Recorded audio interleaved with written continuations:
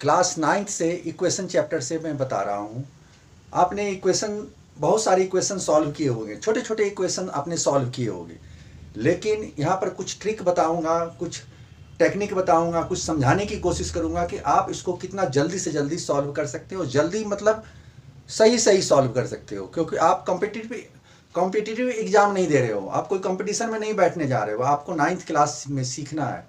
तो इसीलिए आपको ऐसा तरीका पता होना चाहिए जो ईजिली आपको समझ में आ जाए। तो इसके लिए आज मैंने एक इक्वेशन का क्वेश्चन लिया हूँ क्लास 9 से, सॉल्व फॉर एक्स। इसमें एक्स की वैल्यू को फाइंड करना है। आप जरा ध्यानपूर्वक समझने की कोशिश करें तो आपको तुरंत समझ में आ जाएगा। यहाँ पर और पिछले क्लास में जो मैंने बताया था उसके लिए आपने प्रैक्टिस किया होगा घर पर, और इसी तरह अनवरत ढंग से कंटिन्यू आप प्रैक्टिस करते रहो तो आपको मैथ्स में प्रॉब्लम नहीं होगी। आपको ऐसा लगता है कि मैथ्स में प्रॉब्लम है तो आप हमें कमेंट में लिख सकते हो, कोई प्रॉब्लम हो तो मैं उसको कोशिश करूंगा वीडियो के माध्यम से सॉल्व करने के लिए। ठीक है, चलो स्टार्ट करते हैं वीडियो। आज के वीडियो पर आप ध्यान दोगे, बोर्ड की तरफ देखो, व्हाइट बोर्ड की तरफ, मैं कैसे सॉल्व कर रहा हूं। जैसे ये इक्वेशन दिया हुआ है, दिया रहेगा आपको। अब यहां पर हमें x की वैल्यू फाइंड करनी है, तो कैसे करेंगे? इसके सबसे पहला काम आप करना, क्योंकि फ्रैक्शन नंबर को सॉल्व करना आसान नहीं है, डायरेक्ट किया जा सकता है, वो एक्सपर्ट ही कर सकते हैं। आप कोशिश करोगे तो आप मुश्किल में आओगे, तो इससे अच्छा है कि मैं इसको इजी तरीका बनाऊं। तो यहाँ सबसे पहले आप क्या काम करना कि यहाँ पर जो डिनोमिनेटर है ये और ये दो डिनोमिनेटर, इसके नीचे कुछ नहीं है तो 1 आप लिख सकती हो।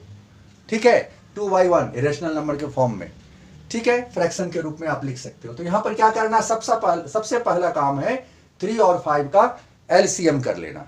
3, 5 का एलसीएम क्या होता है? तो देखो 3 और 5 जब इसको फैक्टर निकालते हैं तो नहीं निकलेगा, यानी 3 और 5 को डायरेक्ट हम मल्टीप्लाई कर देंगे, वही उसका एलसीएम होगा।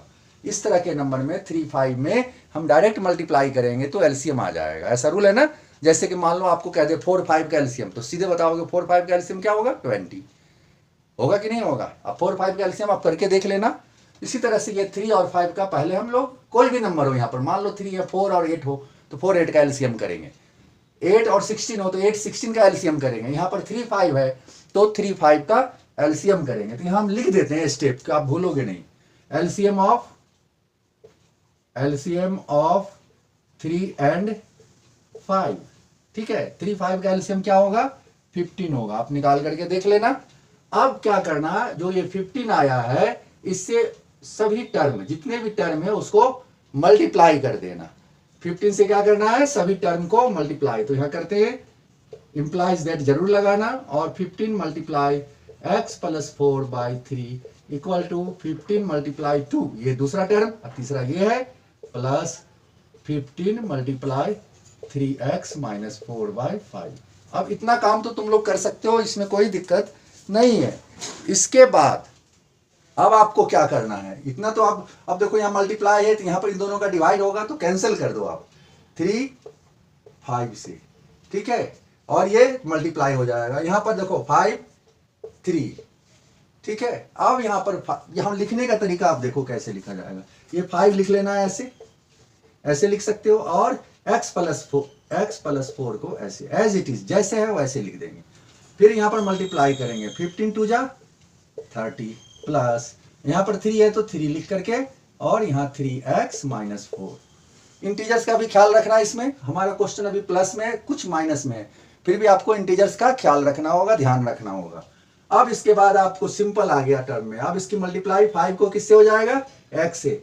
5x प्लस 5 को 4 से मल्टीप्लाई, 5 4 जा 20 इक्वल टू 30 प्लस 3 को 3 से मल्टीप्लाई करेंगे तो क्या हो जाएगा? 9x प्लस माइनस -3 4 जा 12।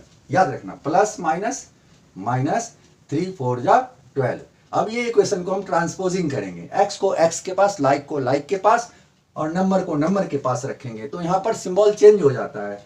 तो आप ऐसा लिख सकते हो 5x, और यहाँ पर प्लस में है तो यहाँ क्या लिख देंगे? -9x इक्वल टू -12 लिख लेंगे, और प्लस 30, ये भी एक जगह कर लो क्योंकि एक ही लाइन में था। आप ऐसा लिख सकते हो, इसको इतना नहीं करो, जैसे इसी और है 30 -12, और यहाँ पर +20 है तो इधर आकर के क्या हो जाएगा? -20। अब इसको सॉल्व करते हैं। 5x में से 9x माइनस होगा, छोटे में से बड़े नंबर माइनस हो रहे हैं, बड़े नंबर का माइनस सिंबल है, तो यहां पर ये माइनस में हो जाएगा, तो यहां लिखेंगे -4x इक्वल टू, अब यहां पर देखो माइनस माइनस ये दोनों को कर दो प्लस, तो क्या हो जाएगा 30 माइनस माइनस प्लस माइनस, क्योंकि बड़े का नंबर माइनस में है, और 32। अब यहां पर हम लोग क्या करेंगे, -4x आगे 30 माइनस, छोटे में से बड़े माइनस होगा तो क्या हो जाएगा -2, तो माइनस से माइनस आप कैंसिल कर देते हो, तो आपका बचता है नंबर, यहां पर ऐसे लिखना therefore x इक्वल टू 2/4। अब इसको 2 1 जा 2, 2 2 जा 4, तो x की वैल्यू क्या आ गया 1/2, ये आंसर। अब इसको चेक करना हो तो x की वैल्यू को इसमें रखकर देखना, LHS RHS इक्वल हो जाएगा। ये क्वेश्चन को सॉल्व करने का तरीका है, आपको थोड़ी सी प्रॉब्लम ये सिंपल में लाने को सीखना था, बाकी चीज आपको आता होगा, आप आसानी से कर सकते हो। इसीलिए आप इस क्वेश्चन को घर पर, इसी टाइप के क्वेश्चन को आप कम से कम 10 क्वेश्चन बना लेना, आपको प्रैक्टिस में आ जाओगे तो आपको दिक्कत नहीं होगी। और हमारे वीडियो को इस तरह देखते रहो, लाइक करो, सब्सक्राइब करो और शेयर करो। फिर मिलते हैं अगले वीडियो में। Okay, thank you.